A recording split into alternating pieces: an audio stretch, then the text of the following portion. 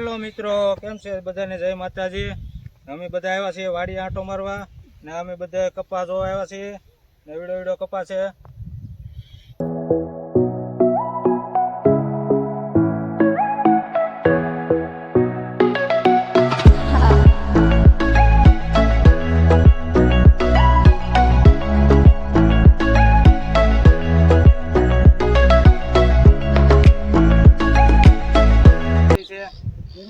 બદામ નાની નાની આવી છે, હજી કાશી છે ને અહીંયા જો મિત્રો કોપી આવ્યા છે ને હાલો તમને એક વસ્તુ દેખાડું।